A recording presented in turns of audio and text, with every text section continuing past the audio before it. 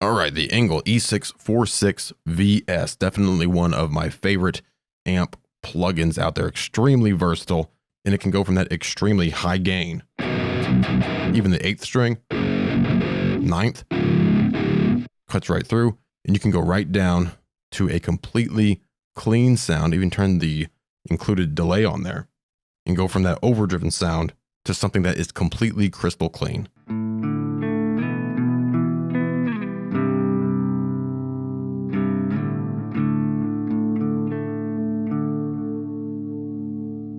And of course, go right back. Switch that pickup.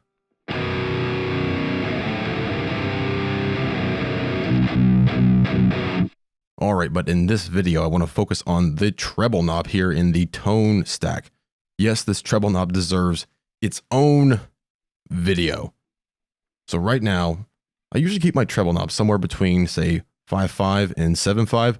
Usually on amp simulators and even real amps, if you get too high with the treble, you go way high, 8, 9, 10, things can start sounding thin. They can start getting hairy, start getting fizzy, and just sound bad. So usually 5.5, 7.5, somewhere around there is usually a pretty good sound. That's about where we're at here. Sounds great. We can even turn middle voice off if we want. So this overall is a good sound, even comes through well with, say, drums playing.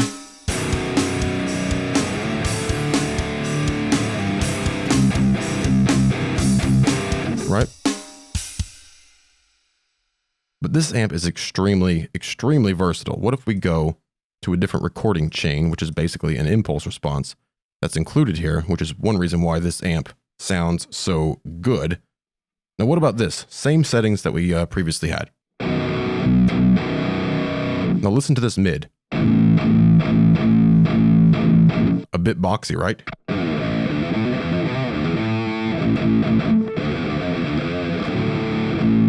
Right, a little bit boxy if we hear that with drums.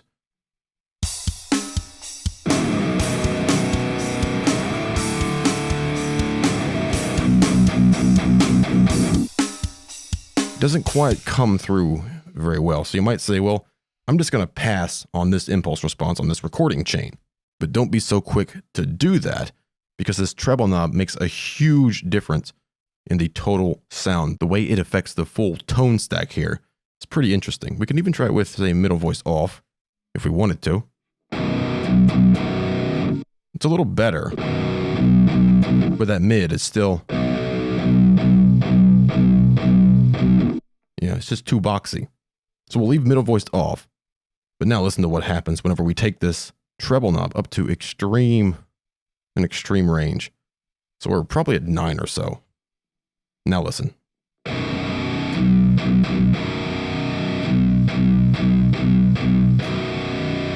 Now that mid and low mid boxiness is gone.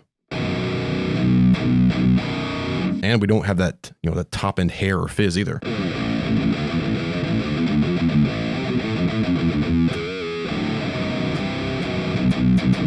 So you can, of course, back down on this some. You could use your smooth control to pull, some of that out if you wanted to as well. We can adjust our other parameters here. We could go back to middle voice, which sounds kind of cool.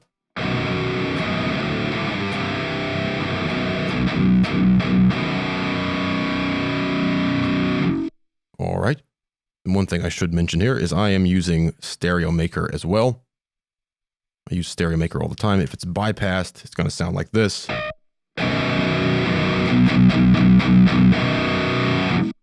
Which means it's going to be coming right down the middle because, of course, the guitar is a mono instrument. So again, right down the middle with Stereo Maker off. You can see that right down the middle. Turn it back on. Right, you can really hear that in headphones or if you have nice studio monitors. So just want to mention I have this on as well. So let's turn middle voice off and compensate on the volume. So at this setting, with the treble way up high, let's go ahead and pull up the presence a little bit too. So this setting here sounds very similar to a Powerball, and that's why this amp is so flexible.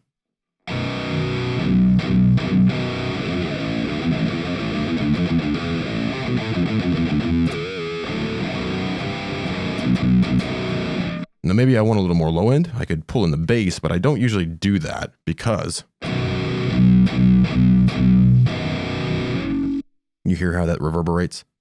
It gets a little too muddy. So instead I use this depth punch. Let's pull that up. So now we'll get that low end and a punch, but it's not going to be as sort of boxy sounding.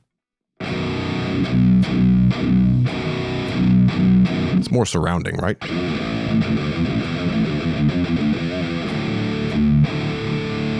So now this ENGL E646 VS sounds more like a Powerball.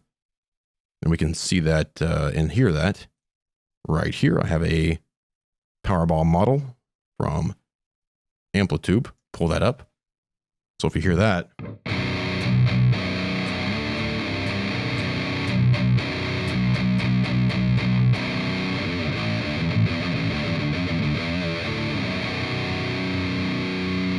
go back to the ENGL.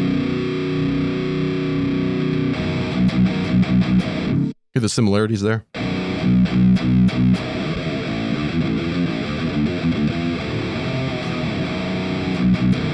I actually think the ENGL here, the E646 VS, actually sounds better. So now you can hear it with a little bit of drums. It'll pop right through, works perfectly.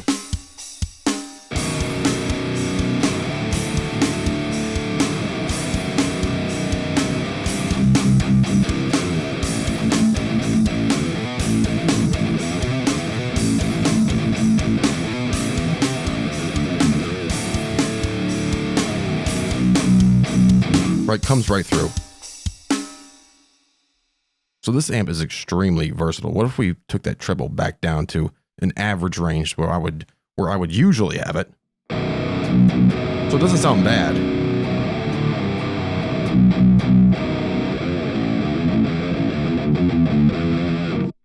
But with this recording chain, it doesn't really work. So don't pass up your recording chains if they don't necessarily sound good. One thing I've found is the ones that sound a bit too muffled or too muted, because of the way this tone stack works together, right? If you just pull that treble up, you can probably get a pretty good sound out of it.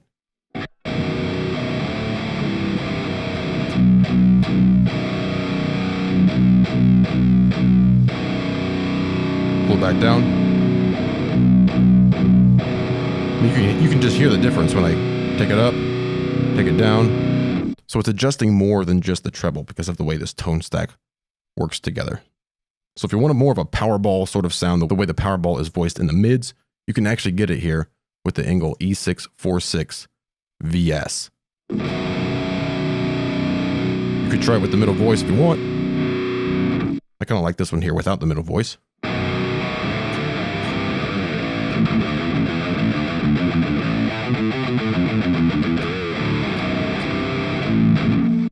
There you go. So don't skip over that treble knob. Don't stop at about 7.5. Go ahead and take that thing up to 9.5. Because this amp is just extremely different than a lot of other amp sims out there.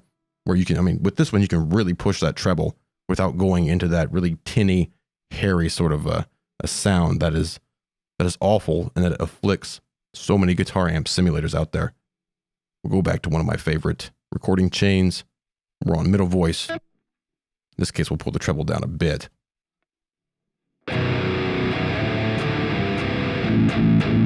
There we go.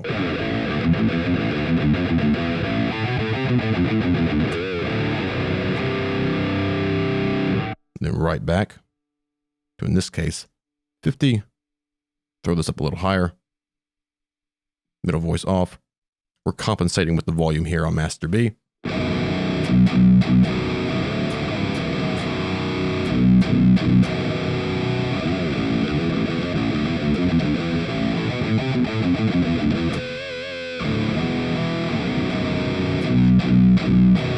So that is your treble knob and your tone stack here on the ENGL E646 VS from Brainworx and Plugin Alliance. This amp is rather expensive, but it is worth every penny. If you ever see this amp on sale, this plugin on sale, be sure to buy it. You can always check it out at pluginalliance.com.